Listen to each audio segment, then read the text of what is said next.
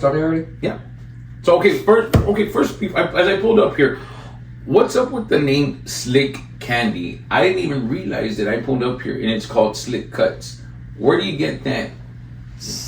I don't know. It's weird. So when I bought the barbershop, it already, me and my business owner, we bought the barbershop. It already had Slick Cuts, and I liked the name. And as I was in my mind, I have lots of ideas for business. Like you would be amazed. And every business that I come up with has the word slick in it. There's lots of business ideas that I have not even, told anybody about. And for some reason, that word slick gets me, like your hair is slick, or slick haircut. The candy it's a slick candy. Like my quote, it says, slick candy, where one can be slick and happy with their candy. It's something that I try to promote myself, so people can be encouraged. I get you. So first of all, your name. So tell all my friends on TikTok, who are you? So my name is Ruben Trevino. I'm one of the owners for Vida Telemonitoring and Provider Services. I have several companies, as you can see. I was honored today to get interviewed by TexasDad, and I appreciate that. I appreciate that a lot. So yeah, you actually reached out to me 2 weeks ago. Yes, it's been about 2 weeks. Like, hey, Mike, I would like for you to come by, and yeah, I came and sat with him last week, and we had an awesome moment. So guys, I'll be real honest with you. I get people calling me all the time. Hey, come interview come promote mine. And I'll go, and I want to meet the person. Like, I like meeting the person. I don't want to just, throw stuff in your face. Like, here, buy this. I like meeting the person. And when I sat here and met the person, met his brother, met his sister-in-law, I already knew. So first, before we start any of this stuff, I have 5 questions I ask everybody. Yeah. If you could be an animal, any animal, what would you be? I'd be a lion to give me courage and strength to continue my life. I always had said polar bear. I had like lion also, and an eagle. But yeah, I like lion. Okay, so 2 would be my question usually is, what business would you start, or what would you be if education were no issue? But obviously you're living that already, so I'm gonna throw you another one. What is the best advice you would give little you? Like, if you could, with all this knowledge that you already lived, all these years that the experiences and everything, if you go back to little hurt you, little growing up you, little whatever you, what would you tell him? What piece of advice would you tell him to guide him? Don't believe everything they say. It goes back, from me being in middle school, high school, I had teachers tell me left and right, you'll never be this, you'll never be that. And at one point, even your own family would look at you and say that stuff, and it would make me feel real sad and insecure, to where I thought I could never be nobody. And I'm nobody now. I'm still trying, just like everybody else in life. We all have things in life that we fight, and some of us have bigger things we fight, but never let someone tell you that you can't do it, because everything is possible.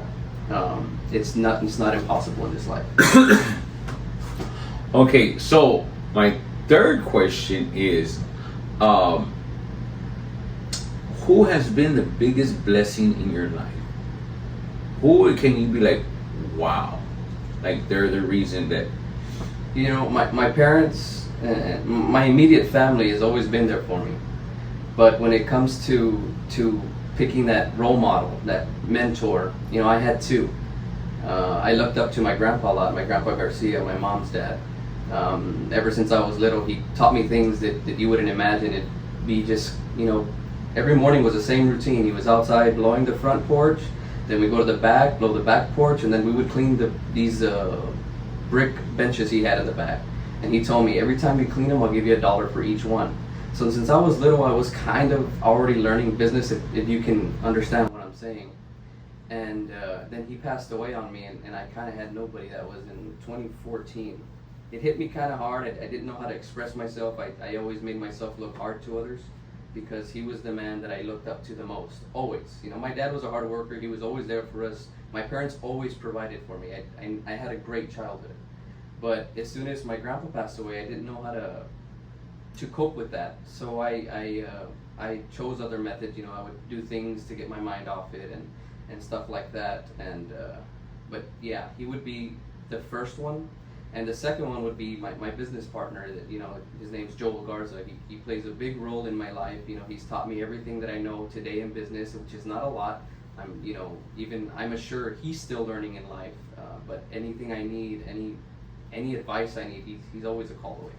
He never lets me down.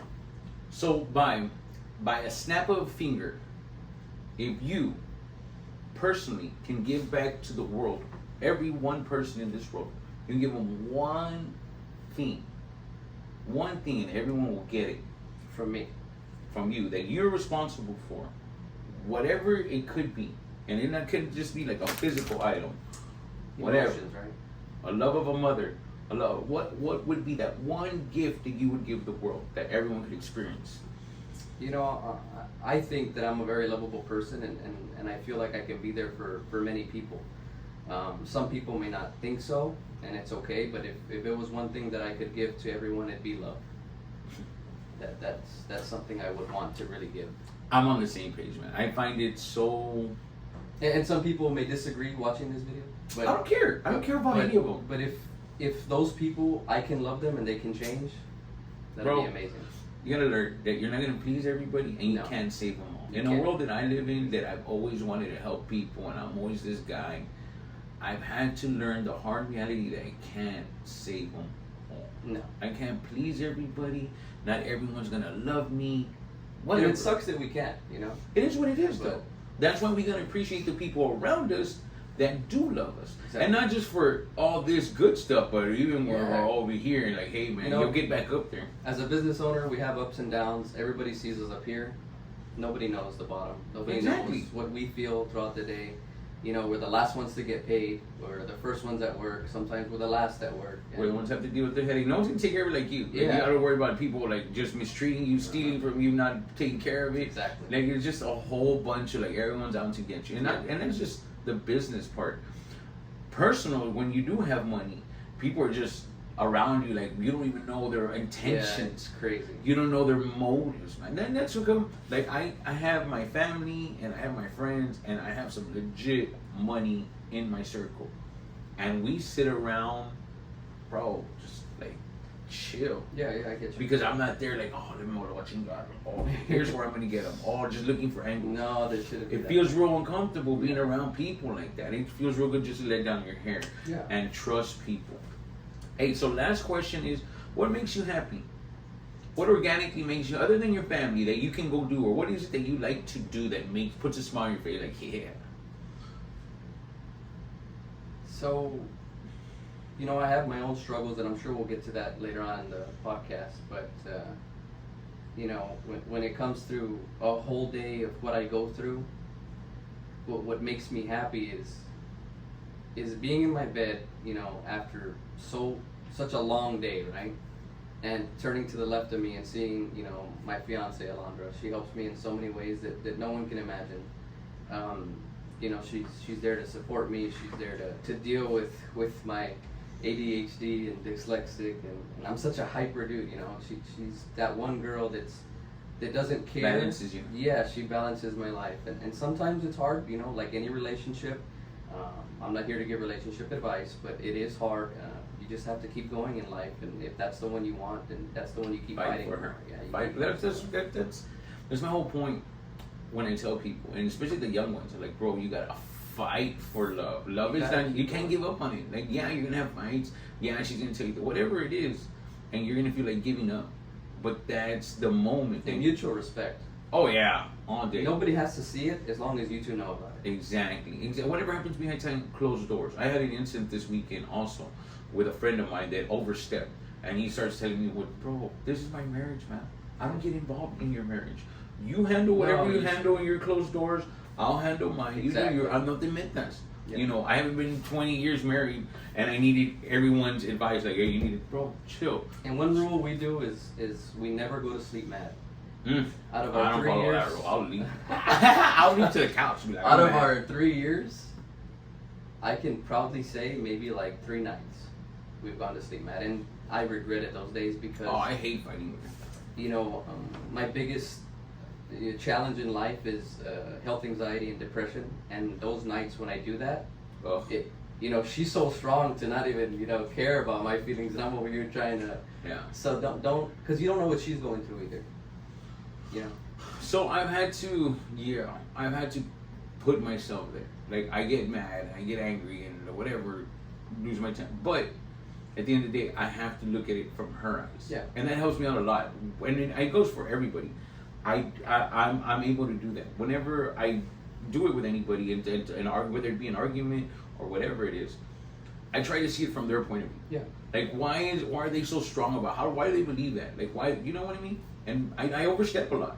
I've mastered the art of apologizing because I do overstep. Yeah. I am a strong Individual. Yeah, and personality.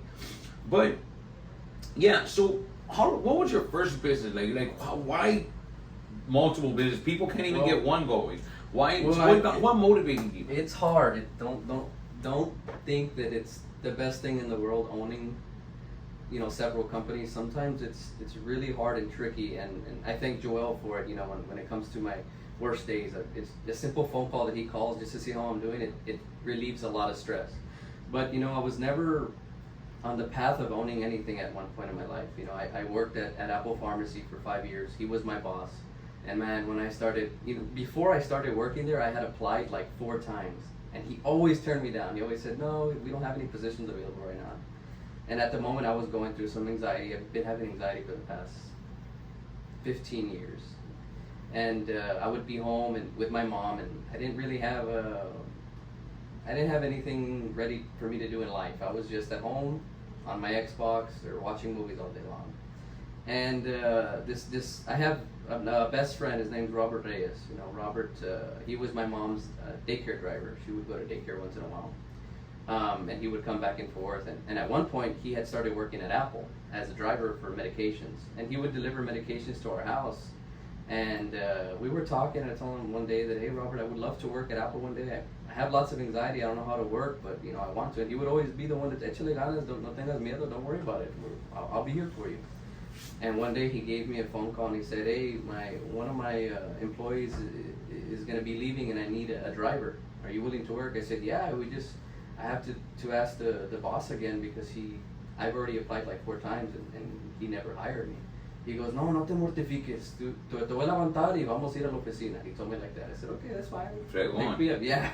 Robert's always been that way. He makes me laugh. And he picked me up, and that day I was in, I don't know, dude. I didn't have money. I didn't have clothes. I was living with I still live with my parents. We take care of each other. But at the time, I didn't have a job. I was just at home with my mom, having anxiety. And I had the clothes I had on. And he said, vente, and we got in the truck, and he took me to the pharmacy, and I walk in, and there was, you know, Joel, and we went to the back. I remember we went straight to the back, and that morning I remember they were having tamales, and they offered me some tamales, but I wasn't really hungry. I was so nervous that I wanted to get it over with. And then Joel comes to the back. He goes, hey, Robert's told me a lot about you. He says, you can help us out here. I said, yeah, I mean, whatever you guys need help with, I'm willing to do. He says, well, the position's for driver. And we talked about pay and all that, and it was a yes. And I never asked him why he didn't hire me. I mean, I had the instinct to ask. Yeah, don't ask. But I was like, just shut up, continue, yeah. and Bro. And the first day of work was like, I think it was the following day. It was a Tuesday. I got on with Robert. Robert showed me the route. He taught me how to deliver medication and whatnot. And Joel had this big.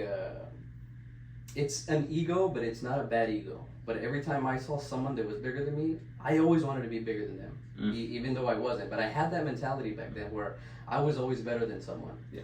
And let me bring you down. Yeah. So every time he would, you know, I would come back and I would mess up. You know, I would bring a lot of medications back. I wouldn't do my deliveries on time.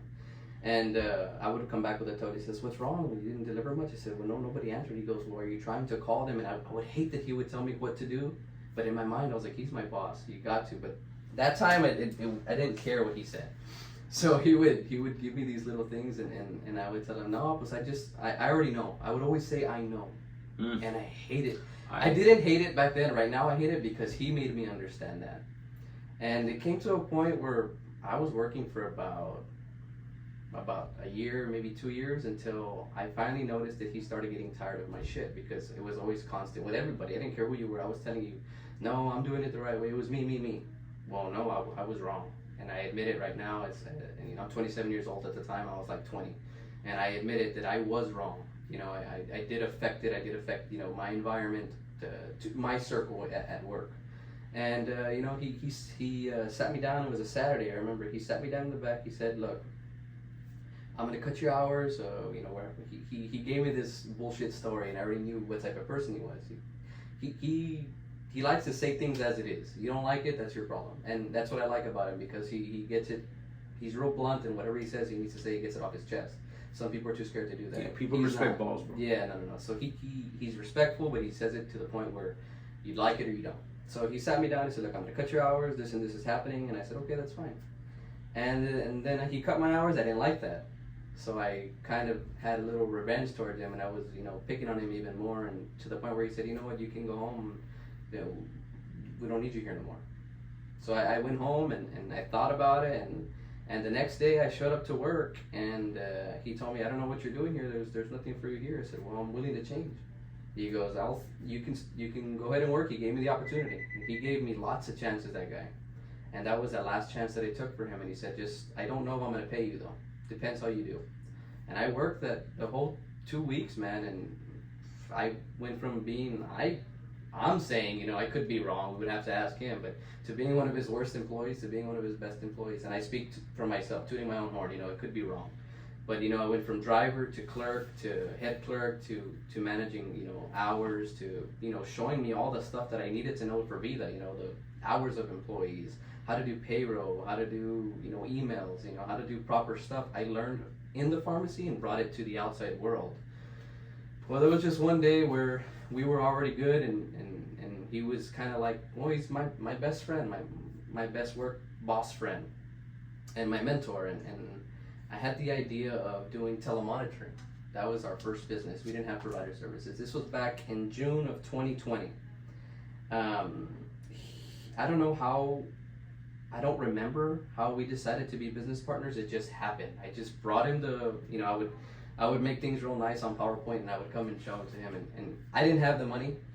I looked at him as to help me out for that, and he opened up and helped me. It wasn't much at the beginning. Towards the years that came, we had to put some more money, but it was June 2020. I pitched him the idea of telemonitoring. Basically, if you don't know what telemonitoring is, it's a service we offer to patients that are diabetics or hypertension, or maybe pre-diabetic or pre-hypertension. The doctors would sign the service that you need and give us the referral, so we can give you a machine at home. So those machines we place at home, it's like a cell phone. Every time you check your blood pressure or your sugar, that result comes to my software. So my nurse is on there always checking if there's any I'm sorry, the word came out wrong. Abnormalities. Yeah, that's a big one. Yeah, I'm trying to act smart on camera. And so any results that are out of range, my nurse would call the patient to see if they're okay. We're not an emergency service, we're an educational service. We're here to help you, the patient, better understand how to take their pills on a time regimen.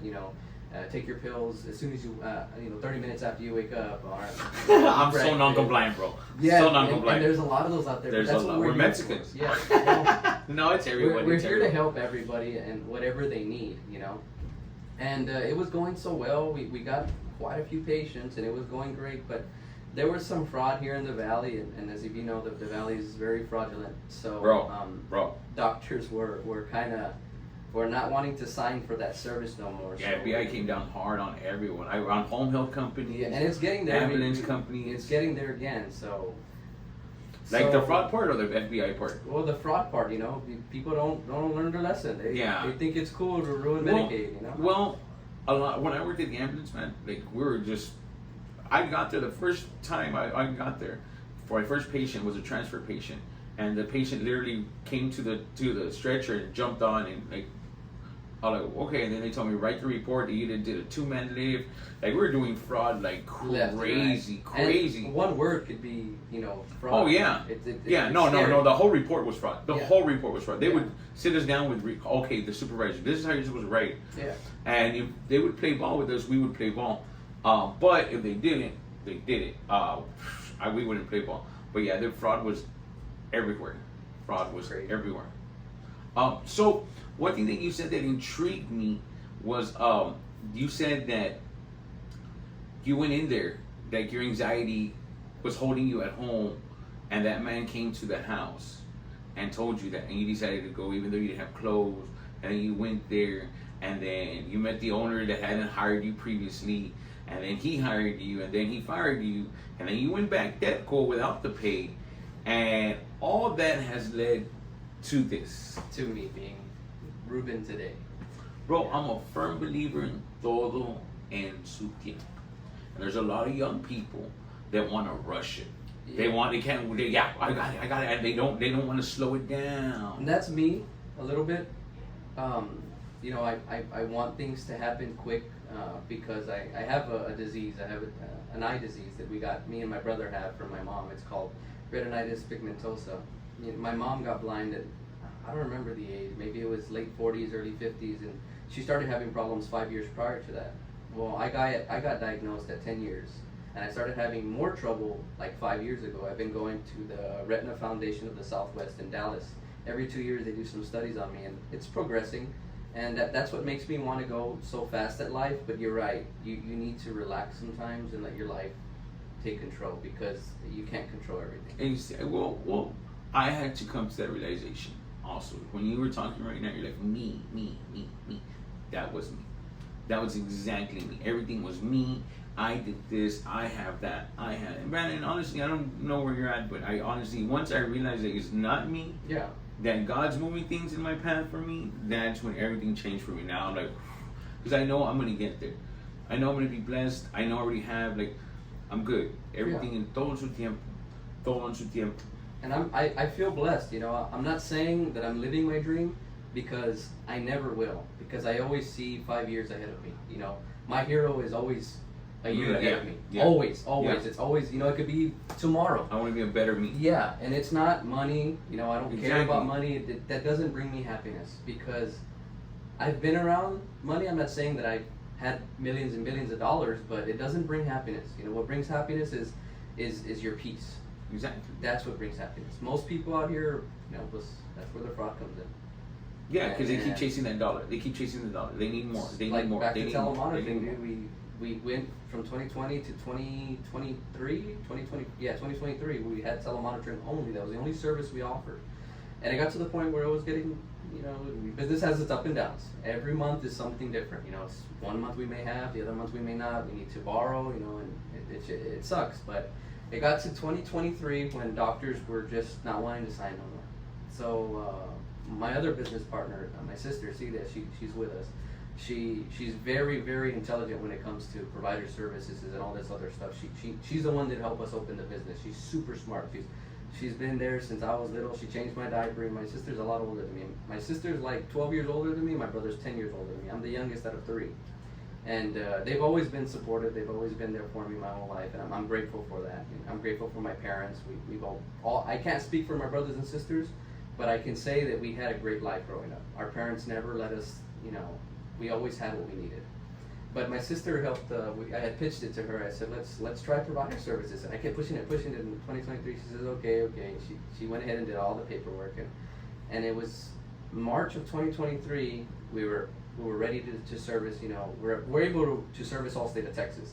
And it was March 2023 when we were able to do it, and I started calling all my patients, from the pharmacy, the ones that, that were always there for me, because the one thing I had, even though I treated my boss and my managers like that back then, is I never disrespected my patients. My patients were always, gold to me. They were always the people that I wanted to care for, because it sucks going to deliver medications and you see the environment they're in, and you see like they're not loved, or nobody's there to care for them. And I hated that, because growing up I had everything. I didn't need nothing. Man, you say that, and I remember my patients in EMS. Man, I'll lie to you. I can tell you, I did it 10 years, and my transfer patients, I probably took vitals maybe 10 times.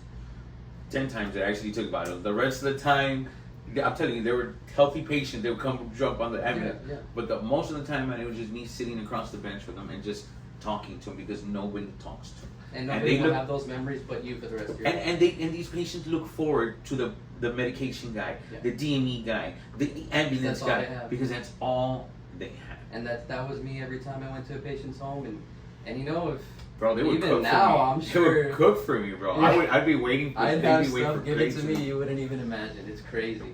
You know, even now, if I were to go back and work at Apple, I'm sure those patients would recognize me. I miss all of them, you know. It sucks getting old, man. It does. Sucks getting old because. But it's life, and we're all gonna get there.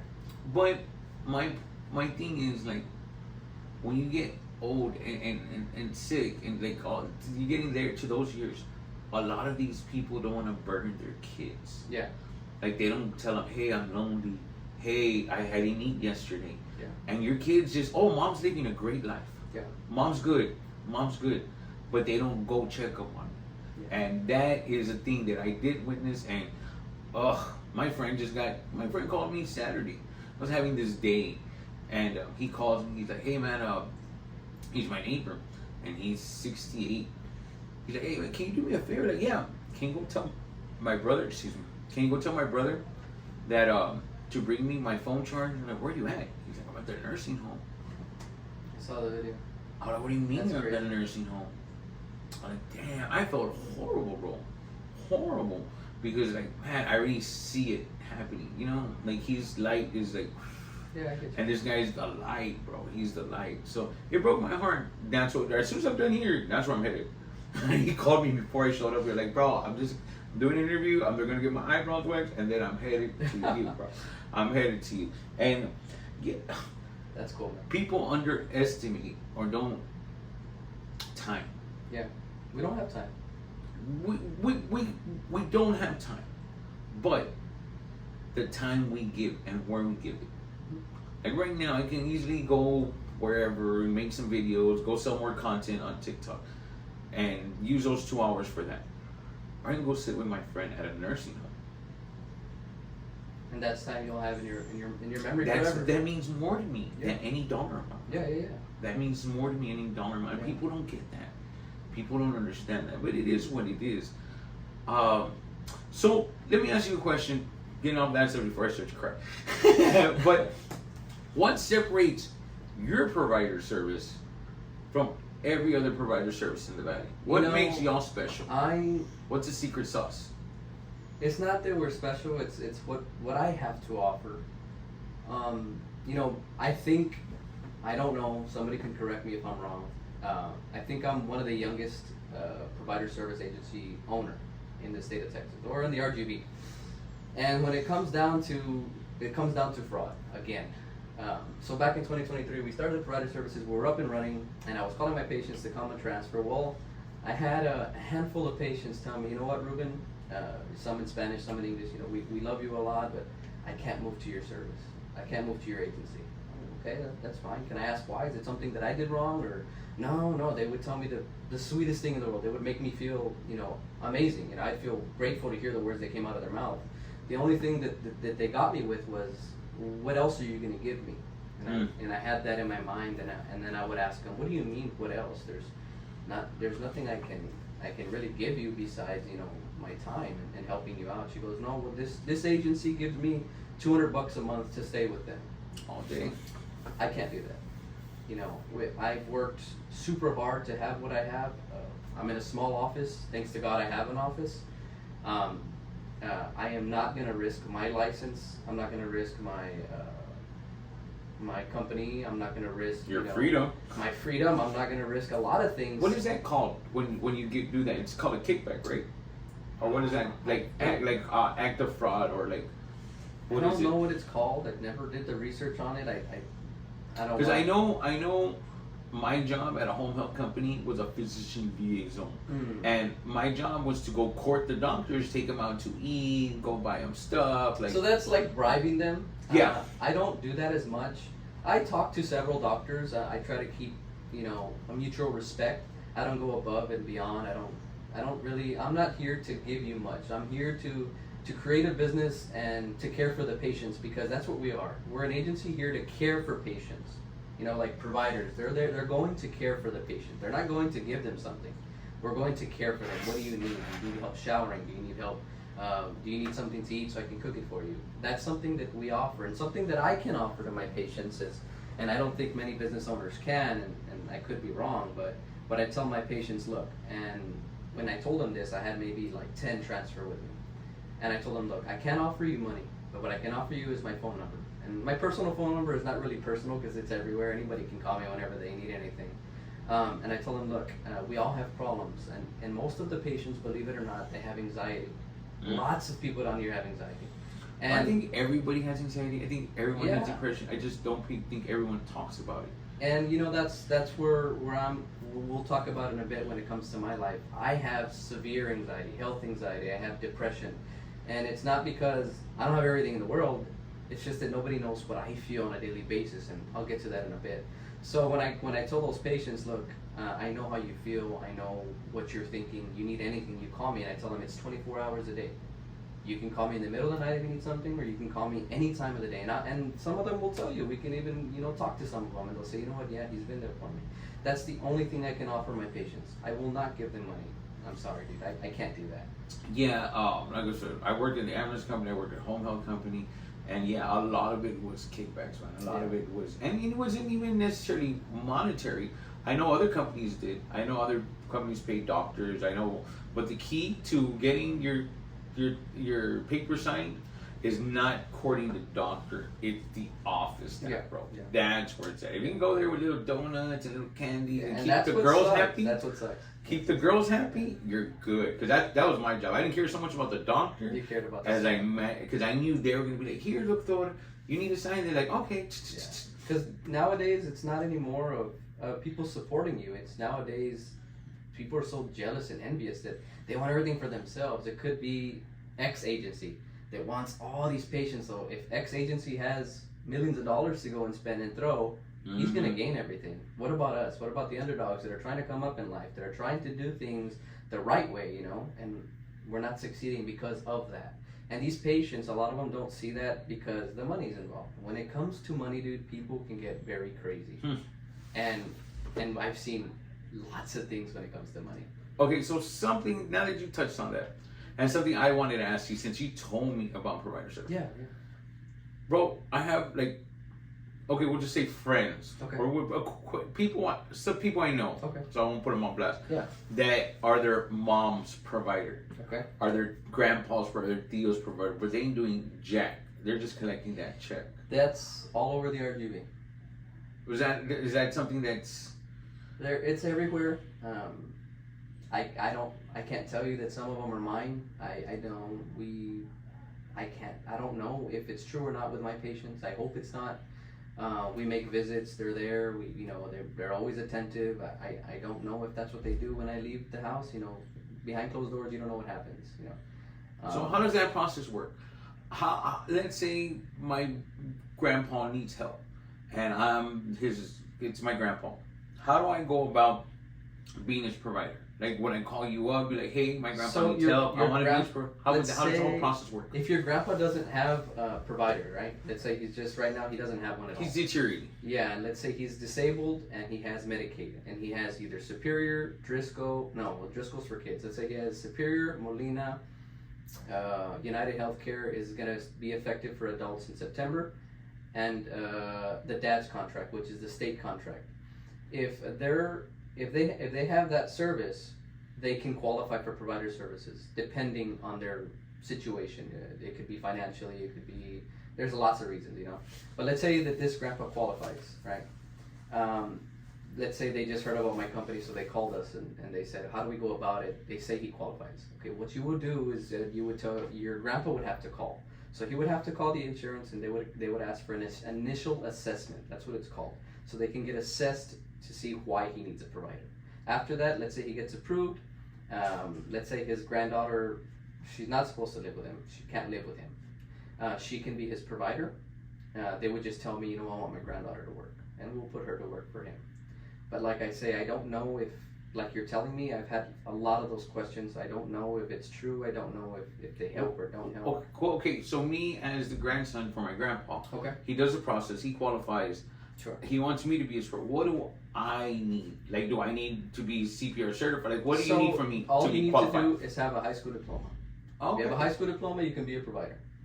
Now, the minimum wage for provider in the, I don't know if it's in Texas, I'm sure it's in Texas. Well, I don't know, so I'm not going to say much. You know, I man up to my word. I don't know.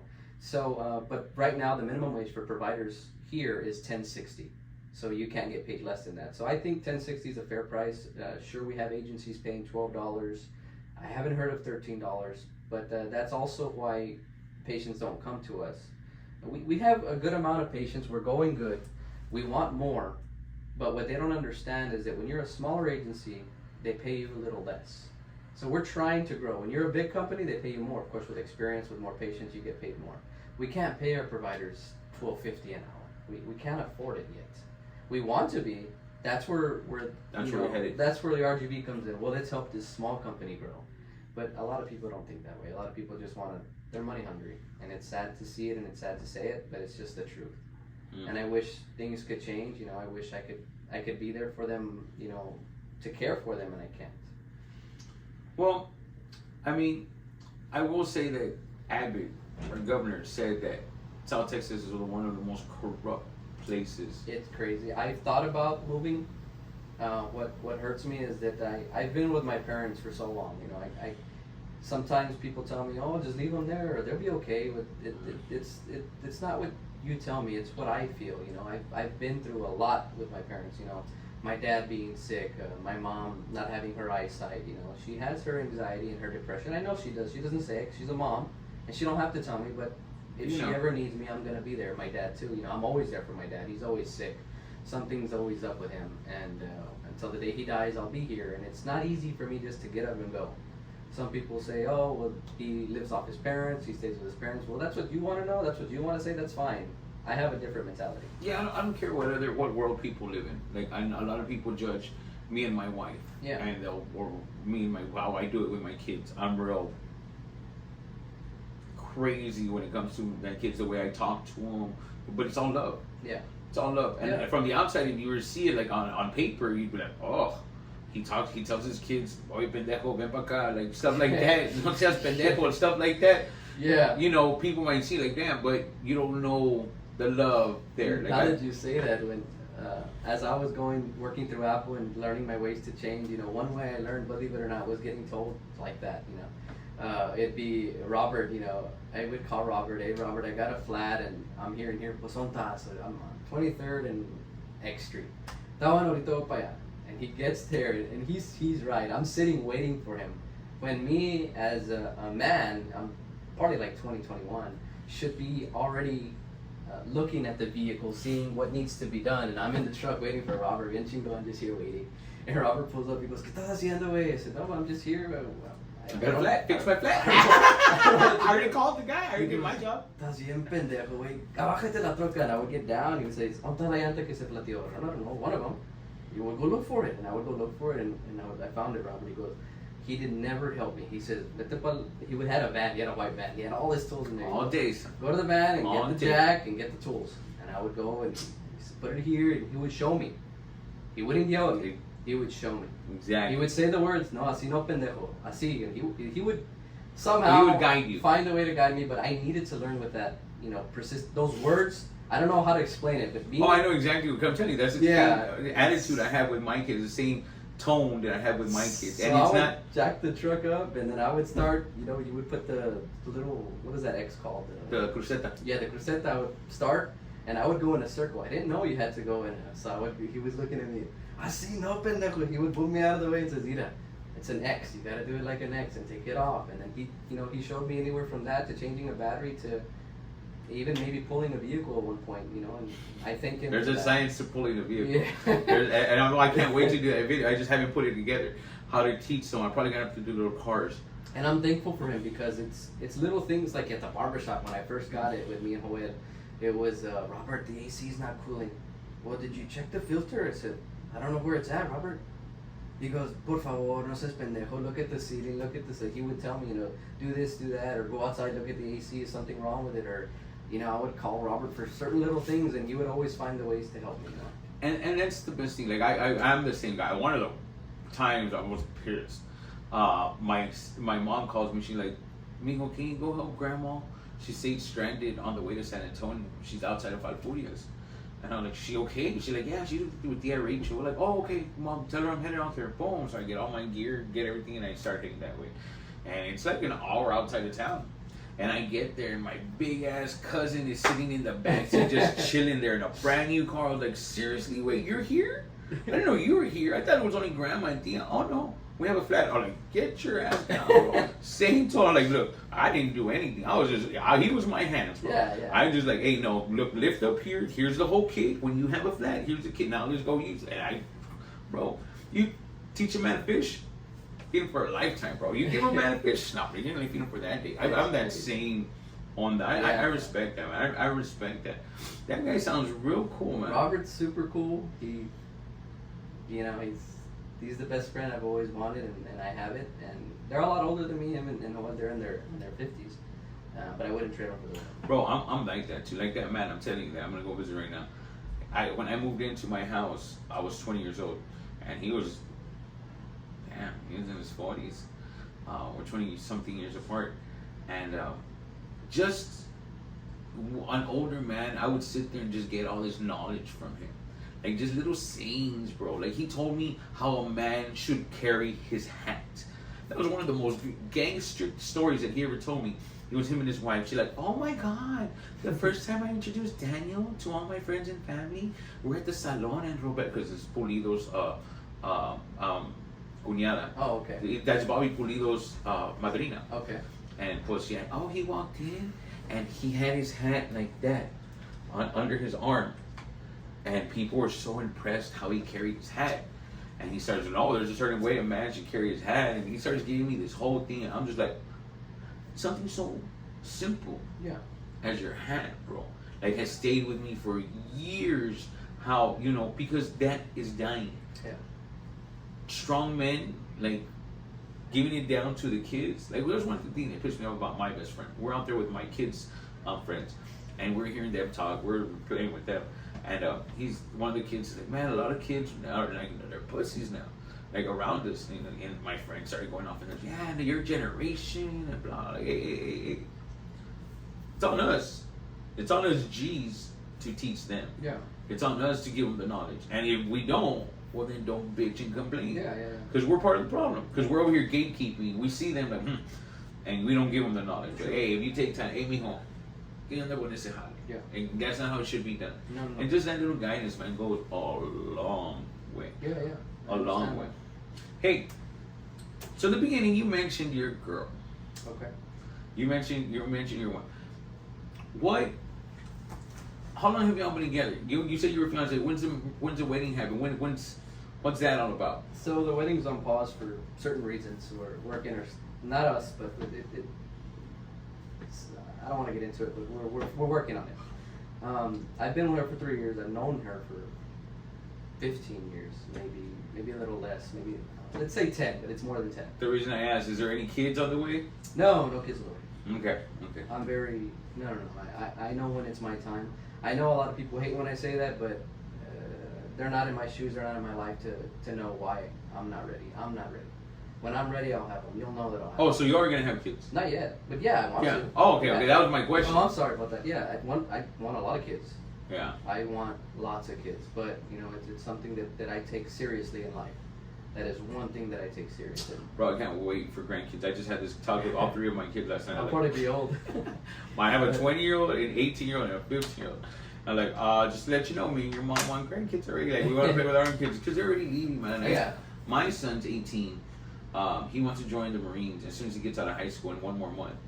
So our time is limited. And me and my wife tells her, she's like, "Man, I don't want to lose him already. I'm not ready." So like, I'll talk to him. That's normal, though. Yeah, but I can't speak selfish, much. bro. I can't say much because I don't have kids. I'm selfish. I've been there every day, bro. Since they were born, I've been there all the time. We've never gotten separated. We've never like, we're gonna take. Yeah. I've always been there. And now that my time is limited with him, I told him, like, "Son, can you stay here till after Christmas? Just start next year. Like, you just graduated high school. There's no point for you to jump in right into Marines. Like, enjoy it. Smell the roses." You don't want to. Oh, he don't have, like, he has a choice, but he respects us. Yeah. He's a little, like, strong-willed, strong-minded, and all this, but he respects us. Awesome. So I told him, like, do it for your mom. So please, just give her till Christmas. Let her have one more Christmas with you, because we know once he leaves, Yeah, it's hard. he's not coming back. Yeah. We're not getting him back. Once he goes to be a Marine and travels and all this, like, he's real strong-minded. He ain't coming back. So I'm being selfish as a parent. Hey, so you haven't said you have 3 businesses. Yeah, The so barbershop. then we had the provider service and that happened, so we're doing okay. We have a good amount of patients. I'm thankful for everybody that's came aboard. I'm thankful for all our employees. If y'all are watching this, you all are whatever you need, let us know. We'll help you out to the best of our abilities. So yeah, scratching off Vida for a little bit. Slick candy was supposed to be a hobby. It wasn't supposed to turn out to something. I say it's a little big. Alondra likes this spicy stuff, and we're wasting money on that left and right, buying from people and stuff, and I came up with an idea for me to make it myself, and I started to mess with some ingredients and some candy, and it was good. I even liked it, and I hated that candy before. And I'm not saying I like it because it's my candy. You can probably forget that I said that, but I think it's a really good candy. What I make. So I did that, and Alondra ate it, and she fell in love with the candies, and I have this one cousin of mine, Anthony. Him and his wife Brittany came over, and they were the first to. Oh, that's it? Actually, bro, I was over here struggling. I didn't want to tear it. Okay, is there a difference between this color and that color? No, well, the Gushers have different flavors. Oh, these are Gushers? Yeah, oh my god, I'm getting ready for this. So my top sellers are the Gushers and the watermelons. Oh, these are the little watermelons? Mm-hmm. Okay, so walk me through the process. This is freeze-dried? No. Oh, these aren't? These are dulces enchilados, what they call them, but I call them spicy Gushers. So I'm more Americanized. I don't want to be too. I better not say that. But bro, I think they're good. I honestly think I have something, For me to deliver to Washington, to North Carolina, to Washington State, to Florida, to California, and I have people that still buy from me in those states every month. And then here in the Valley, people go crazy for this stuff. Yeah, that's good. I have my own website. It's www.stickcuts.net. You can go in there and look up. Sometimes there's promos, and it started as a hobby because of Alondra. My cousin tried them, and they gave me a lot of support and courage to continue to go. So thanks to Anthony and his wife Brittany, they were the main ones to. Until this day, they still support. They still try to buy some when they can. So it's very, very good. So I started with the spicy candies, and then we started getting into this thing on TikTok where people were doing dry freeze candy. That's where when you first told me that you had candy, and you told me you had freeze-dried candy, right away I was like, because I wanted to try them because I saw it on TikTok. So these are the freeze-dried ones, Those right? are the freeze-dried ones. So there's machines out there that you can buy. I wasn't too fond about buying the machine yet. I didn't want to waste too much money. But I recently just bought the machine, so I'm recently making all those candies myself. And so these are the dry freeze candy. We have Jolly Ranchers, Skittles, sour Skittles, spicy Skittles. We got there's a candy that was real popular back then. It's called Big Huck. It's a nugget, like a white nugget. So I make those. I might have. Is that what you gave me? I might have another bag there if you liked it. I'll give it to you right now. We didn't know what it was. It's the Big Huck. Yeah. We did. Oh, they're good. It has peanut in it. It's super good. I love that one. It would stretch. Yeah. Yeah. So that's what You can still get that. Where's that? It's hard to get. We find them in HEB. I haven't found them. Yeah. I haven't paid attention that much. So I don't do too much on slick candy. I would love for it to grow even more. I'm ready to go. If anybody needs anything, any state out there. I knew I should not eat those. You know, Been having real bad indigestion. Yeah. I knew that was gonna get me. So I started doing that, and it's been going good. It hasn't been going okay. It hasn't been going great. It's been going good. But like they say, good is the evil of great. You gotta be great one day. And I always strive Good to be is the good. evil. You'll never guess who told me that. Cool. Joel Garza, This the guy? boss. Good is the evil. Bro, I'm all about dichos. Yeah. I think they're so powerful. Yeah. So powerful because the little dicho will stick with you forever. Yep. That's always stick with me. And the other thing was he always had this serious face whenever I always said I know. I hate that. And back then I used to be that hate person. that. I knew everything. I hate And that. nowadays I see those people and they're always I know, or I know this, or you can't know anything because they know more than you. Sometimes What I'm good about in life, and a lot of people don't know, is that I'm good at switching characters. I could be sitting at home with my family, and I could be a different Ruben here. I could be a different Ruben elsewhere. I could be different anywhere. I know how to adapt to the people I'm with. You know, I know where I need to act dumber. I know where I need to act smarter. I know where to say certain things. And sometimes I mess up. Sometimes I say things I shouldn't. But it's life. We all make mistakes. So it's normal. I play the same game. I go meet people, man, or I'm around people, and I am myself. But I don't try to come off as smarter than anybody. Yeah, I want them to think I'm dumb. Exactly. I want you comfortable. Yeah. To be like, oh, I want to see where you're at. Yeah. You know, and if you come up as this, they're gonna be like, oh, on their toes. I want people to be themselves. Exactly. Bro. Yeah. And show your ass. Show your ass. If you're gonna be like, oh, you're gonna be rating me and whatever. Okay, now I know. Yeah, it's great. Now I know. But the whole time, bro, my little computer's going, bro. As soon as I walk in the door, I'm picking up on everything. Yeah, I eyeball everything. Everything's a calculation from like, okay, boom, boom, boom, boom, boom. That he did that. Why do you do this? And blah, blah, blah, blah, blah. And over here, like, saying the stupidest things out of my mouth. Yeah. But one thing I would say is you can always count on people to show you who they are. Oh yeah, definitely. Especially your own family. Oh. Maybe not your own family, also family in general. But family's the best representation of that because they're the ones closest to us. Yeah. And a lot of them, it is that whole, you know. And I have a huge family on both sides, mom and dad, and there's probably like 5 people that support me. Believe it or not, I don't get a phone call from anybody. I don't even care. And not that I need their phone call, but you know, it kind of hurts sometimes that you have such a big family and they can't support you. I don't even care. I've learned that I went my whole 20s, man, trying to get my father-in-law's approval, my stepdad's approval, trying to get that love, you know, and that I needed that. I understand. So I could be full as a man. I won't give a shit, bro. I don't care who likes me. I don't care who don't like me. All I care is my wife and my kids. Exactly. That's it. As long as my little circle, we're good. After that, it's my outer circle and my family, and then outer and outer and outer. Yeah. But I have learned total strangers will support you more. Oh, definitely. Than your own family. People that just walk in the barbershop are willing to help you out, dude. I know. This whole TikTok thing, man. So many doors have opened for me. I meet so much cool people, and they just like you for your best, bro. Yeah. They just see the best in you. I still found out, oh, you're gonna fuck it up again. Here we go again. Remember when you said last time? Exactly. All that bullshit. But it's okay, like Kevin Gates says. You know, excuse my French. He says, "Fuck them." You know, fuck them is right. Have to move on and continue our life. And a lot of people don't like my words sometimes because I'm real maliciento. Sometimes I say bad words. That's just me. You know, that's the way I talk. So I know where to say bad words and I know where not to. But sometimes I do say it. Me too. That's just the way I am. Me too. It's a for TikTok. I'll sit there and do a video, bro. Yeah. I'll sit there and do a video. I know I'm addressing children. I know I'm investing in all these people. So I try not to curse. But I just can't. Yeah. Like it's me. I'm cursing all day long. Around my family, around my kids. Crazy. So I you know, it feels weird for me to go cookie cutter on TikTok. But for me, that I'm meeting business people, not everyone wants to see that. No. So then I try to keep it off the videos, but the lives is somewhere that I'm just natural, bro. Because I was on live 4 hours yesterday. You were on it all day yesterday. Oh, because I had to give up product. I had to show all those products. If I don't show the product that they sent me for free, then I get flagged and I'll be done for on TikTok. Like they'll start putting restrictions on me. So I'm ordering all this stuff. Well, now it's time to do the video, so I had to sit there. I like that my wife is out there with me, though. She's starting to... That's awesome, man. That's awesome. Oh, yeah. My wife's my biggest supporter. I like all her little TikToks where she's trying to impersonate the other people. Yeah.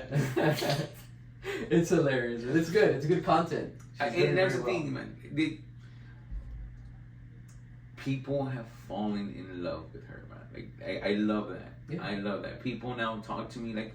So I tell people all the time, the hardest thing to build in social media is a community. Yep. Like, the viral videos is not that hard. There's a formula to it. But the hardest thing is the community. Have people that are cheering for you. And I love that. Every time I go on live, my people are cheering for me. Where's Eric? How's Eric? Everyone that loves me loves Eric. And your family. Oh, yeah. Yeah, we're your mom has a big impact on it. Don't remind me of my mom. I need to go visit her too. But yeah, man, I love my circle, and if anyone in my circle was to tell me, hey Michael, la estás cagando, hey Michael, this, And sometimes it's hard to get those things told to you. I love that. Sometimes I it's love hard that for me shit. to accept it. No, it's not for me. But I guess I'm still a little too young. Well, that's the difference, man. Like, But I'm learning. I'm getting it. but if it's not coming from hate, Yes, yeah. I guess if it's coming from a place of love, and you're checking me, that's different. I love that. Because the strongest people in my life check me. And I don't hesitate to check them. If I see them, hey, la estás cagando. Hey, you shouldn't do that. You should. I will say something. And the only people that I would allow them to tell me things are my parents and Joel and Robert. Yeah, and that's what I'm Because saying. those two men, man, they tell you a lo pelon, you know, they just But they tell you what it is. that's exactly what I'm saying. Like the ones that tell you from love, Yeah. my inner circle. Yeah, the outside's, I'll be like, okay, bro, whatever. Yeah. And then don't get necio with me and like, okay, bro, like, now te estás pasando, güey. Bájale. Yeah, don't get disrespectful with me either. Like, Yeah. don't tell me what I have to do and what. Like, chill, bro. Yeah. Chill. You don't pay my bills. Exactly. I've got this far in life, not vamos. But yeah, it's all about that, man. That's good. The important people in my life, like you say, is your family. Mine are, you know, my sister and her kids, my brother, his wife, and his daughter, Alondra, and my parents. Those are the only people that matter to me. And of course, the two uncles that. Let me just say their names because one of them likes to get attention. You know, so Renee and my Theo Renee and my Theo Roy. They call me every single day to check up on me. They don't call me just to snoop. They call and, hey, how are you doing, mijo? ¿Cómo estás? Or they just call and not a lot of people have the time or make the time to do that. Oh, they have the time. And they do it. They have the time. I'm sure they do. We can all make time, man.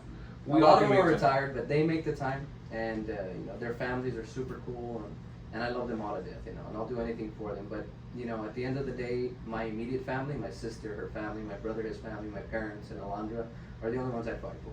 Nobody else. So, we talked about this earlier. Your anxiety. Yeah. You said you had real bad anxiety So growing up. What would be your best advice to people going through anxiety? Sure. Let me just. I can tell you a little bit of what I go through. So I've had anxiety since I was a senior in high school when it hit me. Nobody knew. I never showed it to anybody. I took some medication for it, and I just decided not to take any. And believe it or not, it's hitting me more now. I don't know why. I shouldn't say I'm living the dream, but I feel like I am. You know, I have my own hours. I'm able to spend time with my parents when I want to. I'm able to, if my brother's off a certain day or my sister's off a certain day, I can go do whatever they're doing. I don't have to sit here in the office and be tied here. I don't have a boss, you know. So I say I'm living my dream, but I don't think that it's a dream because nobody knows what I feel. You know, I don't show it to nobody. I don't even show it to Alondra. I don't show it to nobody. I don't tell nobody. Maybe my parents see it every now and then, and you'll get it right now. Why? So, you know, it's hard for me to do a lot of things. It's easy for me to accept change. I'm willing to change. I'm willing to do anything. You know, I'm willing to do whatever it takes. But the obstacles I have throughout the day are, you know, there's lots of symptoms. I'm dizzy 24/7. I'm dizzy right now doing the interview. I felt a little panic attack, you know, 5 minutes ago during this video, and I don't need to show it. It doesn't matter to anybody but myself. You know, I get the dizziness, I get the lightheadedness, you know, I get well, what if I get up and I pass out, you know, there's moments where my brain tells me, hey, your sugar's low, you know, and it's things like that take over my mind literally every 20 minutes. My mind is never silent. I don't know why it's not. It affects me a lot. I try to show myself stronger. We could be having dinner somewhere and I'm having anxiety, dude.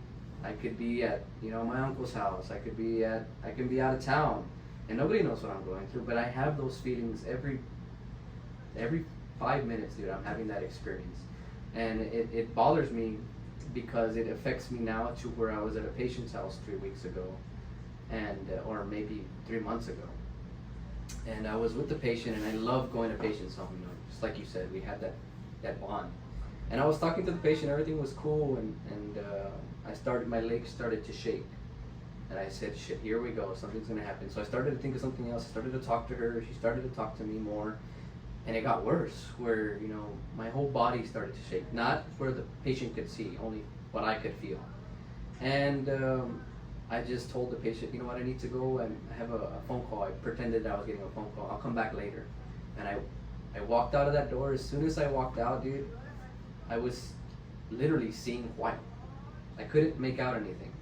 I was feeling my heart racing. I was already thinking the worst. Like, you know, to me, health anxiety it affects me a lot to where I think I'm gonna die one day.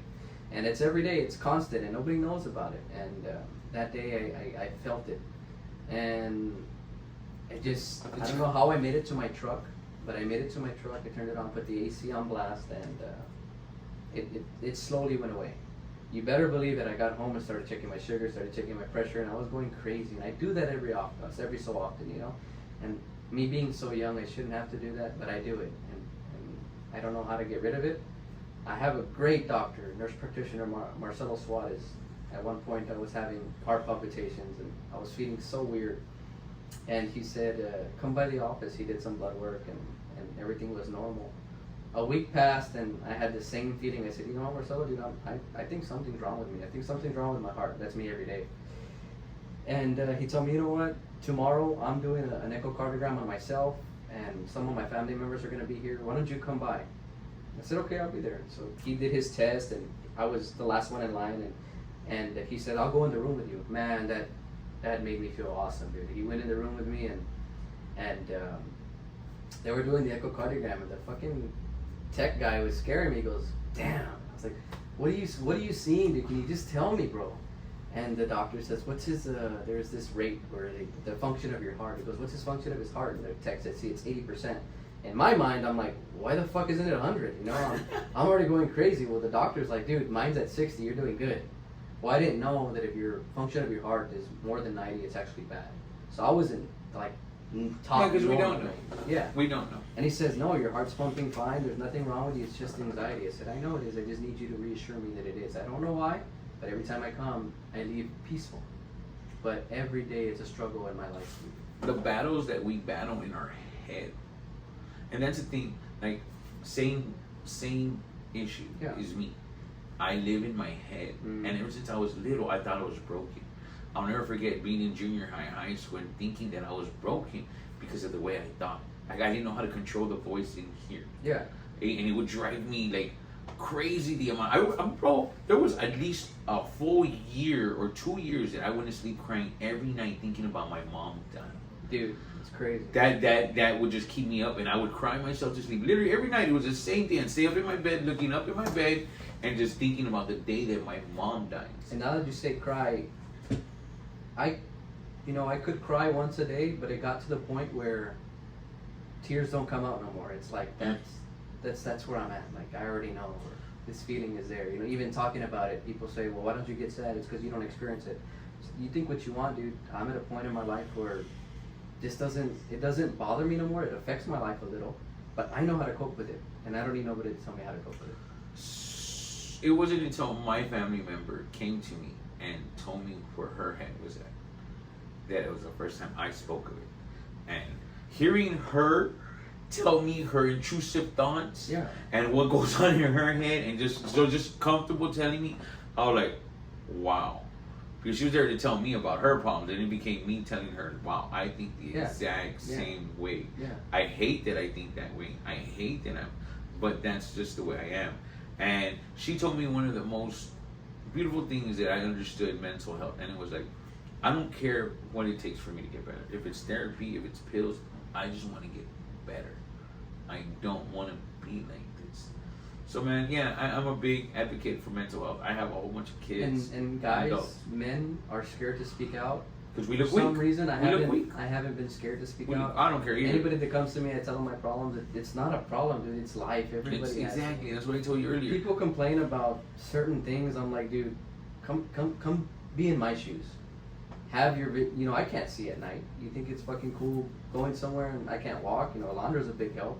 She knows when I need help. She knows when to walk me. She knows when to grab my hand. It sucks when I can't go to the fucking Riverwalk in San Antonio and not be able to walk by myself. You don't think that hurts my feelings? Yeah. But I don't let my eyesight dictate who my life is. I'm always a step ahead. And some advice is never give up. Always keep going. Don't let nobody push you down. Don't let your mind bring you down. Even at its worst, there's people that say, "Well, I have suicidal thoughts." I'm like, I give thanks to God. I have never had that thought. Maybe once, but it was like in a split second. And I've never had it, and I thank Him every day for that. I'm thankful every time I wake up. I'm thankful for my eyesight. People don't need to know that I pray. People don't need to know that I believe in God. Nobody needs to know anything about me. It's my life. You don't need to know about me. Not even my immediate family. I don't need to tell them what I'm thinking or what I believe in. But it's move forward every day, because you're not the only one with battles, dude. Everybody has battles. And that's the thing. It's just people, especially with social media, people live this life of perfection. It's not, dude. And it's bullshit. It is complete bullshit. Yeah. I don't care who you are. I don't care. You could be the richest person. You're having problems. Exactly. Big problems. It's normal. Man, Master P. I remember growing up and all that. My cousin was a no limit soldier, bro. So then, but having his daughter commit suicide as a legit millionaire. I don't gotta worry about money, bro. And all the money that man has, he can't get his daughter back. He don't care about the money no more. Yeah, exactly what I mean. Exactly what I mean. And people in life chase that dollar, and they're chasing that power, and that's what makes them fool. Yeah. And the whole time they have a family there that loves them and support them, and that's not where it is. And until all that's gone, bro, you don't realize what you have. Yeah. The advice I'd give to my younger self also is I wish I would have invested a long time ago in myself, both financially and mentally. When I say financially, is when I was 20, my parents were always bugging me to get life insurance. My parents don't really know the ins and outs of life insurance, but they know that it's a lot cheaper to have life insurance. What they didn't know is that when you get life insurance at a young age and you put X amount of dollars to it, it could give you retirement money. So I started this 3 years ago, and I have my own stuff. I do retirement by myself. I have my own. I strongly advise younger people to start, reading financial stuff, reading financial literacy. I'm sorry, I'm just glowing because these girls that I'm working with, these financial advisors, that's their whole thing, life insurance. Yeah. That's a whole thing, and then they're trying to get their message across to people. These people think it's a waste of money, dude.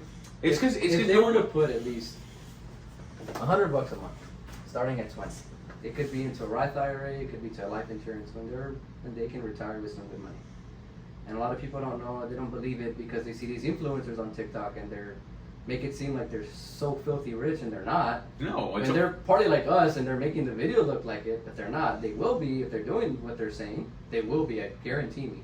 They're going to be successful in life. For me, I think a good $60,000 a year when I get old is enough for me to live on. That's what I want. That's peaceful. Some people may say, "Oh, this guy doesn't know what he's talking about." That's fine. That's my life, not yours. Well, so that whole financial planning workshop that I keep inviting people to, they go through all that and they break it down. Like, well, how much do you think you need to live per year without a job? Like, how much money does it take? And then they'll break it down. They do a financial analysis, bro. I left that meeting like, bro, I need to make some life changes. Yeah. But it's because we're immortal. Yeah. Right now, when we're young, we're never gonna die. No. We're never gonna get old. Die. It's never gonna happen to us, and people don't like talking about it. So, yeah, I'm glad you said that. I'm gonna tell the girls. That's what I do. That's my life. I put to retirement. I enjoy my life. I get whatever days I want now. I love to travel. I'm going to LA in June. That's a priority to me. I always take trips. I always try to do something every month, even though there's no money. I make money to go. I try to find money to go because you need to let yourself smell relax. The roses, bro. Yeah. Smell the If you're always going to be working and always have your mind on working, yeah, you'll be known as the hardest worker, but you're going to die one day, dude. Nobody's going to care that you're the hardest worker in the room. Nobody cares. I don't care. Nobody cares. I care that my grandpa's a hard worker. I miss the consejos of my grandpa. I don't care that he works hard. Yeah, I miss all that. But you know what I care about the most now is me waking up. I always wake up by 7. Always. It could be Saturday or Sunday. That's just me. I guess that has a lot to do with my dad. He taught me since I was little. Go to sleep early, wake up early.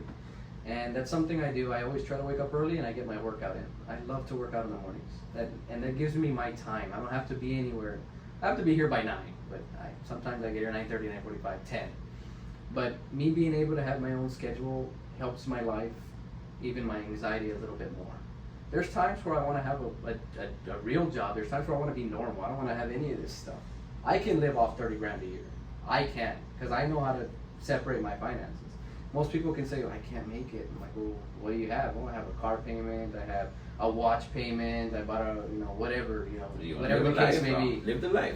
You want to have a Mercedes Benz? That's your deal. I have a 2005 Chevy truck. It runs well, and I pay like $280 a month on it. I put a good down payment, and I have nothing to worry about. Yeah, I'm all about smelling the roses. Man. And if you can live with your parents, and you're my age, live with your parents. Nobody's gonna. I just had this talk with my son last night because he's so eager to eat.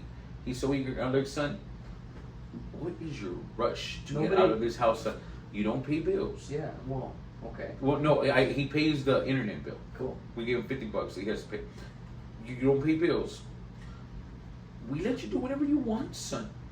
I legit give them a lot of leeway. They can be out till all hours. They get the car. I encourage it. We wouldn't go check him into the hotel room at 4:20 for his birthday, and in the island. We went to go check him in. Left him with his friends. We left.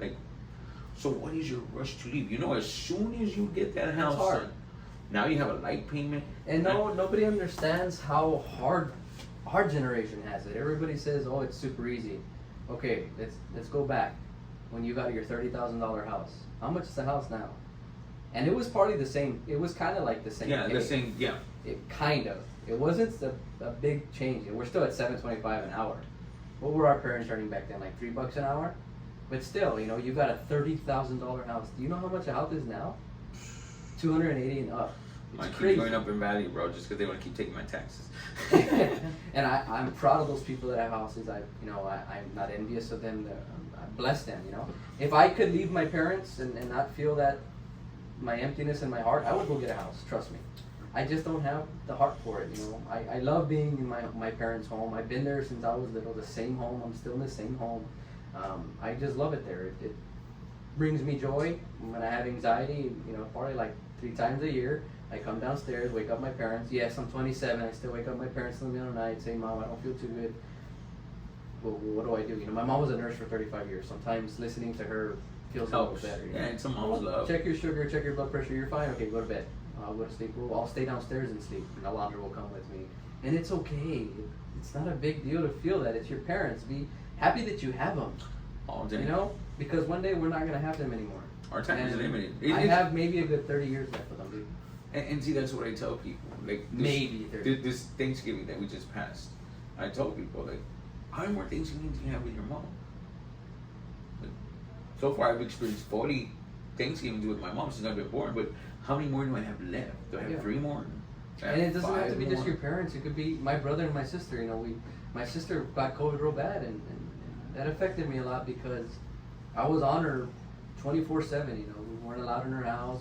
We didn't know what COVID was. It was scary. It was a horrible time. Yeah, she was. Luckily, I had connections back then. I got her the oxygen machines at home. I got her 2. She needed 2 at the time. I got her all the medications. We had a fantastic doctor with us 24/7, nurse practitioner Juan Yanez. He helped her tremendously, dude. Tremendously. And it was just a hard thing to see my sister decline, and I thought I was going to lose her, where it came to the point where she said, "You know what, my life insurance is here. Make sure the house gets paid for the kids." And she was telling me things, and I couldn't hear it, but I knew she had to say it. And she doesn't need to know that it affected me. She's my oldest sister. She was there for me since I was little, just like my brother. If they ever need me, they may think they don't need me because I'm a lot younger, but I'm here for them no matter what. And I'll always be there for them. But they can yell at me today, and tomorrow I'm still there for them. Yeah, that's my older brother. We have this relationship. I have my older brother, I have a half brother, and I have 2 step brothers. But my older brother, we've been since little kids. So yeah, I'm real close to him. No matter what, we're the same way. Yeah. Tomorrow we'll be fine. Yeah. Tomorrow we'll be fine. And that's me and my sister. We get in an argument. She's pissed. That's us, my family. We get mad for 1 hour, and I get over it in a minute. I could be bipolar. Haven't been diagnosed yet, but dude, it's crazy how my life is. Where someone could be so mean to me, and I forgive them in a minute because I don't see why we have to be mad at people. So I much. don't. So I'll forgive family, like stuff like that. No, yeah. But Family. outsiders, No, fuck like that. once you cross me, bro, No. you're done. Yeah. I will never see You know what's this crazy is that when I graduated high school, I had a lump sum of friends. I thought it was all right. We're a big class, 2015. This day, I have more than 100 of them message me how they want to hang out and want to do things, and like 80 of them just want to have a business, just want to open a business. They think it's super easy. I'm like, it's going to take money, it's going to take time. Like I tell them, what are you going to do for me? Oh, I thought it was super easy. You just open it. I said, no, it's hard. And I go back to when I pitched it to Joel. I thought it was super easy. Well, no, he put Barbershop together. The thing about Joel is and it's not a bad thing, but he's very negative, but in a good way. He's like, okay, well, He sees all the angles. Yeah, well, how much do you need? Well, where are you going to get it from? Well, how are you going to do this? Well, he's always bringing you down, but it's not a bad down. He's putting it's you a good together. down He's putting- because yeah. when I did the candies, I told him, hey, I'm going to buy the machine. Should I get a credit card out and do it? And this was like, when I started it in October, I wanted to do the direct feed machines. He goes, well, why are you going to do it? How are you going to make your money back? How are you going to do it? I'm like, oh shit, I didn't think about any of that. That's why I make candy, bro. Now yeah, but now that you're in it and you're learning it, it's hard to have something so consistent. Is hard, because who's gonna pay the light bill? We are, the owners are. Who's gonna take care of you? Nobody's gonna take care of me. Man, and my heart's out to y'all because me, when I had my business, my woodwork, I was blowing and going. And I was a better salesman, but my problem was I was wearing all the hats. I was a delivery guy, I was a salesman, I was a carpenter. You gotta do it, man. And see, I didn't want to do it. It And took you the have- taste out. I did it for 5 years. And I was like, you know what? I'm tired of this. Yeah. My phone's always ringing and it never shuts up. I don't have any days off because I was going Sunday through Sunday. And my family, we didn't do anything because they were there helping me paint, helping me put stuff, helping me deliver. All of them. I got to the point that I just want a 9 to 5. I don't want to deal with it anymore. I'd rather do a 9 to 5. Tired, yeah. Yeah, it just takes the out of you. So I've learned that you got to do things that you love. And then that if you don't love what you do, if that's not what you love, then don't do it. You're going to be so miserable. You're going to be living a life that you hate. And now that you said learn, the biggest thing men have, or all of us have, is learning. We always feel like we need to learn from older people, and that's not true. So my nephew, he's 18 right now. That guy he could probably frame this room, tape and float it, and paint it. If he can do it, anybody can do it. But never say that you can't learn from him, because there's things I learned from that kid.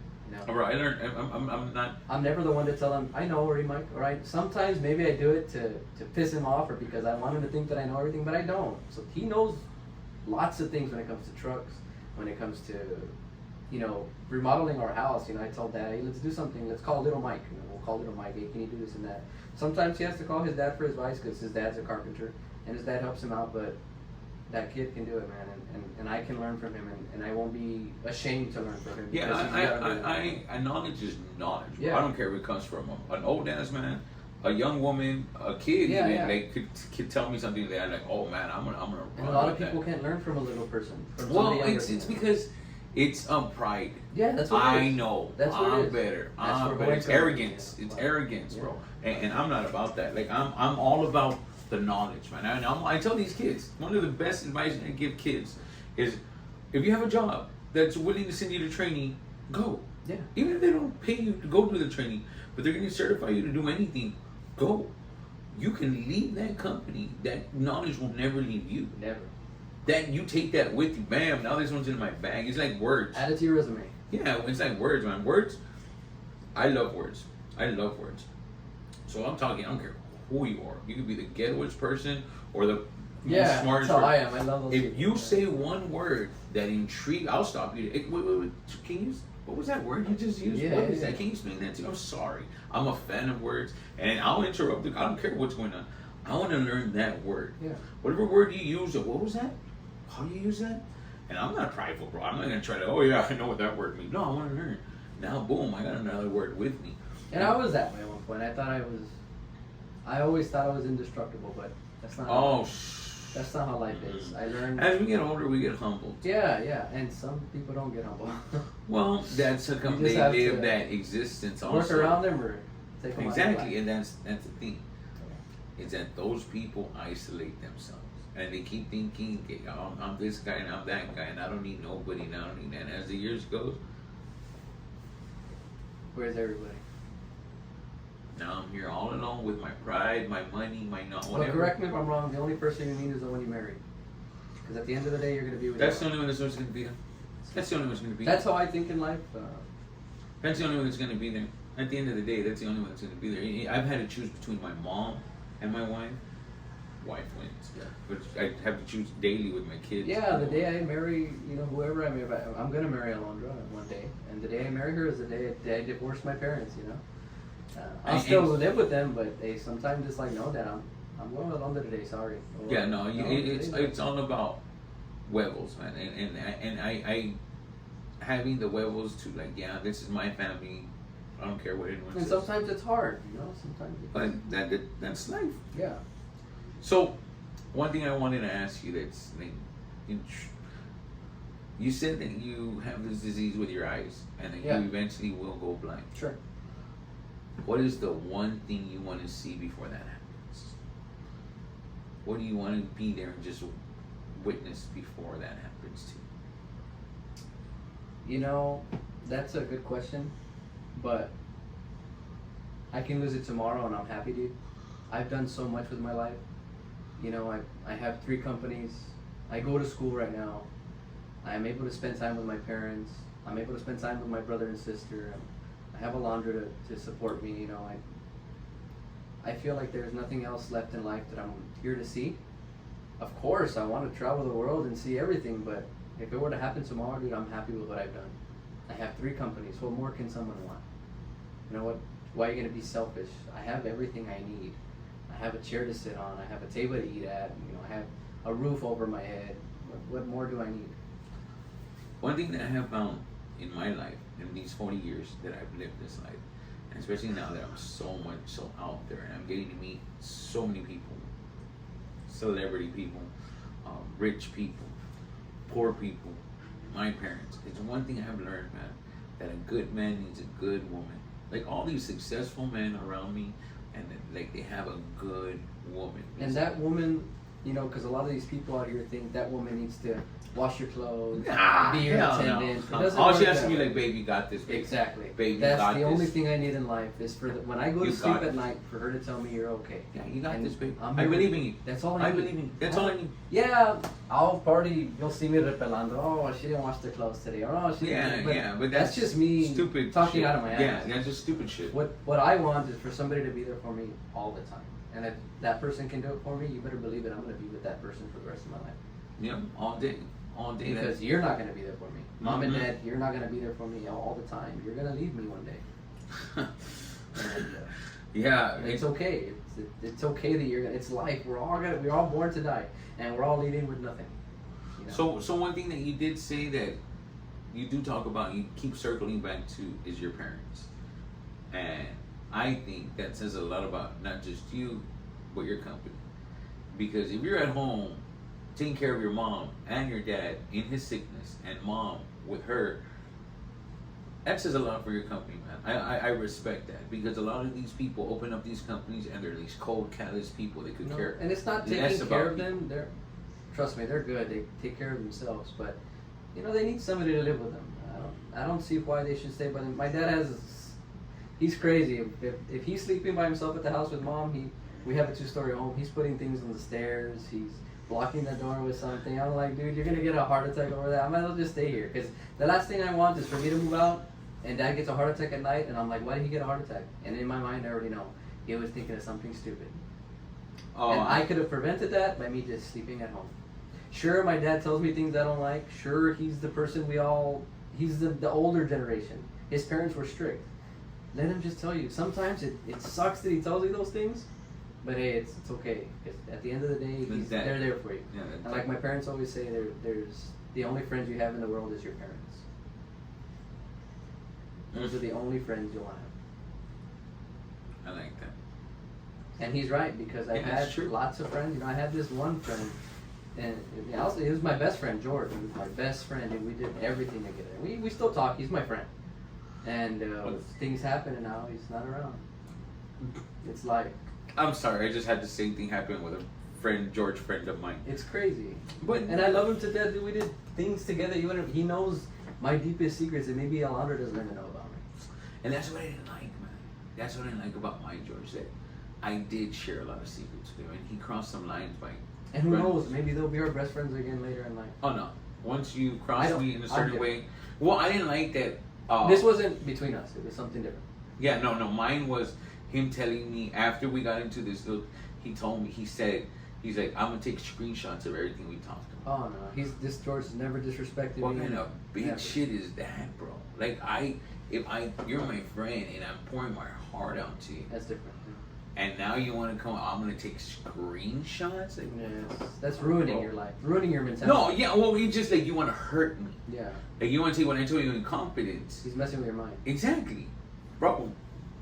I No, would I never can't- sit at my table again. I can't say that. About Never you. sit. And like I said, people will always show you who they are. Yeah. It's all about bitch shit. Sure, Go yeah. go play that bitch shit over there. Yeah. Like I don't need to be around it. Yeah, I I'm guess. all about energy. I don't know, dude. I think I have a good life besides my anxiety that nobody knows about. Now everybody, well, I'm sure. Well, only 600,000 people are Yeah. gonna. So and it's okay. I'm ready for whatever you need. I mean, if anybody needs me, I'm a call away. And the thing, man, is that I hate that I've been so open with TikTok. I really, really do. Because I cringe when I see my video talking about my depression and my shortcomings and this and that. But it's legit helping people. Right now, you just talking about what you just said. There's a young man out there watching and going through the same thing. Dude, get out of your house, dude.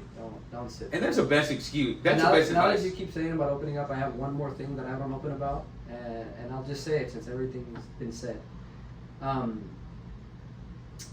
Back in 2020, I was a hefty guy. I was hitting 300 pounds, and I got on a weight loss journey. And You were 300 I pounds. was close to it. I was 289.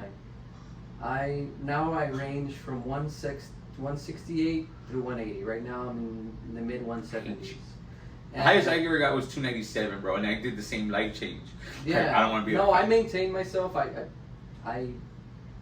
put a lot on my back when it comes to what I eat and my body. I have body dysmorphia. Every day I wake up and I don't see the person I want to see, and that's the biggest thing in my mind every day. And it affects me in so many ways because I see people eat what they want, and I'm over here like, what about me? You know, I have to eat my fucking chicken again with rice to maintain my body, and it's okay. You know, that's my struggle. But every day I put in the work in that gym, and I try my best to keep moving forward. But And I admire that, That man. is my biggest thing, and I can't see myself good in the mirror. I look grossed out right now in this video. I feel like I sit here and I look like a fat. You know, As like a my fat guy, ass you is know? next to you. And bro, I'm not because the way you said that, Yeah. how you eat your chicken and rice, bro. I eat sabroso. I hate you guys. Every day I eat sabroso. Yeah. I'm living life. I look in the mirror, bro, and I love myself. I legit look in the mirror like, fuck, you're a papi chulo, bro. And I know. What affects me is that I had people, not family. You can say family, but they're not blood related. Call me fat, make fun of me when I was bigger. I don't get you pretty people. Because to me, you're a pretty people. And that same person, that same lady, the one that would make fun of me, and this is a lady, also told me to stop dreaming. Your dreams are never going to come true. It's the same year Bro. I opened up Slick Cuts. Then I opened up Slick Candy. I'm like, well, I keep going. You're not Yeah, gonna, no, nobody's gonna stop those me. people are just dream busters, bro. And people think they can stop me. That's fine. Let's say I lose all this tomorrow, and it's fine if I lose it. There's chingos of ideas in my head that I still have that I can make, and some of it doesn't require a lot of money. So whatever you say, it doesn't matter. I'm always going to be in business. I like what I do. You know, You're always moving forward. yeah, it doesn't affect me. If I have to work for a corporation, trust me, I'll go work. It doesn't bother me. If they stop TikTok, I'm gonna have to go work for a corporation. And it's okay because it's how you use your money. All day. I don't want to be rich. You know what I want? When my parents die, I want to have my own house, my own vehicles paid off, and I'm happy. I'm living that dream I'm right now, happy. man. I didn't get my wedding of my dreams. All my 20s and most of my 30s were spent away from friends, doing the vacations and everything. But my house is paid. I don't have the biggest house, but bro, that house has our name on it. Yeah. I don't worry about a mortgage payment. For It has sure. allowed me to live the life. I love it. And being able to share it with Erica. And being able to, me and Erica do our own thing and our own. And that's what I'm about to tell you about me. And it doesn't matter what house you have because, like Denzel Washington says, you'll never see a U-Haul behind the hearse. Hey, so never yeah. are you gonna leave with anything. You're leaving naked just like you got here, bro. My pastor, one of the pastors I have, Pastor Juan, he said one of the most beautifulest things as he went up there, and he said, I can't take nothing with me. I can only take more people. Yeah. Bro, I'm on that mission. I'm on that whole vibe. Yeah. Like, I know I can't take nothing with me, but if I could bring more people along, especially the lost ones like me, the ones that have messed it up and keep messing it up and Oh, keep and I've falling. had plenty of mistakes, dude. I've done things that you wouldn't even imagine, and I regret them. And it's I've okay. learned from them. Yeah. But It's okay. I regret them. I regret them. I do not regret that it happened to me. No. Because I it's regret 'em, made but me I'm the like you. man that I am Yeah. today. And I had to go through all that shit to be here. And I love being here. And I would not be here if it weren't for all this. As long as you man up to what you do, your life's gonna go a lot smoother. Bro, that's what I was telling people this weekend. I understand if you mess up. I understand if you transfer, but man up to it. Just Don't say play it. the bitch shit. I okay. hate the bitch card, bro. I hate no. I thought you said this and like, I hate the people that thought everybody's thoughts. don't gaslight me, bro. Don't thought with me, dude. Just tell me what just you're- tell me it was just that say guy. it. Yeah. I needed the money. And you know, I say like I'm picking at Alondra. She's always thoughting things. She goes, That's my I wife. thought you took out chicken from the freezer. Well, don't thought things. You I need, just- you need I to just- tell me. I just- You know? Me and my kids mess with my wife a lot. Stop gaslighting us, mom. And yeah, man, I don't know. I don't know if I'm doing it right. Like there's no one that's And gonna tell no. me if I'm living my life Don't right. ever think It that. feels right. Yeah. It feels right. I'm happy, dude. I'm happy Besides too. my anxiety, I'm happy, dude. I'm happy. And you'll never always. see me sad. Never. I'm always gonna have a smile on my face. Well, Yeah, I'll be irritable. I'll be. Oh, yeah. I'll be. Just leave me alone. Let me go to my room. But I'll be always be happy. It's weird for me though, because it's almost like I can't have sad days, because people look forward to seeing me on my lives. People are looking forward to my, hey, I posted a video, and they'll check up on me, bro. Like, hey, I haven't seen a video yet, and in just 3 days, but I'm in my head, and I go through my little seasons. You know what I mean? Like I get my depression. I have sad days. This weekend that I lost these friends, Yeah. I legit was there like, what, bro, like what? But there's seasons, and I know these people that were in my life, and even though we had great moments and it ended, whatever, I treasure the good stuff we had. Yeah. Like I'm just gonna, you know what? I think God put them in my path. Okay, we got now. Boom. Okay, now let's go other people. With the memories, yeah. Yeah, bro. And it's. I have great memories. My niece is super smart. She just graduated with her bachelor's degree, man. She's doing good in life. You know, she has nothing to worry about. She's gonna do great. That's what it's all Those about. are the memories that I like. You know, I see them graduate. I haven't done it, but if she can do it, I can do it. So I'm still going to school because I want to show one day, hey, I did it too. Yeah, I have goals that I want to definitely accomplish in my wife. But that's a beautiful part of life that we can experience this. We do have these chances, and we take for granted, man, us as Americans living in this great country, being able to do what we do, and having the freedom Yeah. to be able to, I want to try that. Let me take my shot at that, man. There's other people living a shit life that in other parts of the world where it's just Complain all you want. horrible. Yeah, exactly. Yeah. Exactly. Hey, man, so That's a little bit about me, dude. tell us where they can find Slick Candy, Yeah, where they so can I've call been- your provider service. I've been pushing the Slick Candy more through the website, so if you want to make any purchases through there, it's www.slickcandy.net.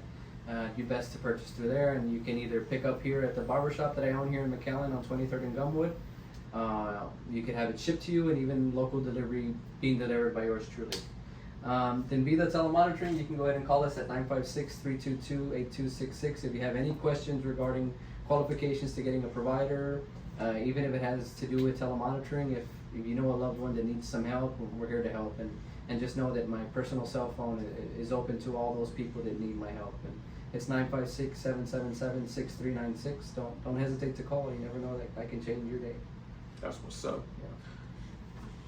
Thanks for your time, man. Appreciate it. Really enjoyed your time, bro. I'm telling you guys, could sit here for hours. Oh, I could. Hours. I love this. I don't Yeah. even care who's watching. Let's see what Joel and Robert has to say. They're probably gonna chew my ass for everything I said. Hey, anything you want out, you tell me and I'll edit it out. For real. I don't care. I gotta sit there for like at least 2 hours. Everything I said, and you can leave this part in there. Leave it like that. Shh, gotta eat it. We're good. Gotta eat it. Te me estoy chingando.